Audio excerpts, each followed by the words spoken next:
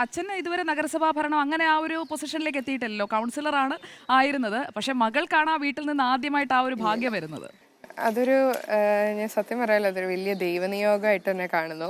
അച്ഛന് കഴിഞ്ഞ വർഷം ചെയർമാൻ ആകാൻ ഇരുന്നതാണ്. ആ അവസരം പിന്നെ പല കാരണങ്ങൾ അത് ലഭിച്ചില്ല. അതിപ്പോൾ അത് എനിക്ക് തന്നെ ഫസ്റ്റ് ഞാൻ ആദ്യമായിട്ട് മത്സരിക്കുമ്പോൾ തന്നെ അത് ആൾക്കാർ ഇത്രയും എനിക്ക് നല്ലൊരു ഭൂരിപക്ഷത്തിൽ ജയിപ്പിച്ചു വിട്ടിട്ട് ആദ്യമായിട്ട് ഇപ്പം നഗരസഭയിലെ യങ്ങസ്റ്റ് മെമ്പറാണ്.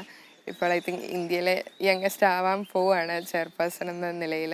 അതൊരു വലിയൊരു ദൈവനിയോഗമായിട്ട് കാണുന്നു. അതൊരു വലിയൊരു ഭാഗ്യം തന്നെയാണ്. അതിനോടൊപ്പം ഒത്തിരി റെസ്പോൺസിബിലിറ്റീസും വരുന്നുണ്ട്. വീട്ടിൽ എല്ലാവരും എക്സൈറ്റഡ് ആണ്, എല്ലാവരും ഹാപ്പിയാണ്. വീട്ടിൽ നിന്ന് 3 പേര് നിന്നപ്പോഴുള്ള അവർക്ക് ഭയങ്കര പേടിയും ടെൻഷനും ഉണ്ട്. ഇപ്പം എൻ്റെ അമ്മയാണേലും എൻ്റെ ഗ്രാൻഡ് മദർ ആണേലും എല്ലാവർക്കും ട്രിപ്പിൾ ടെൻഷനായിരുന്നു.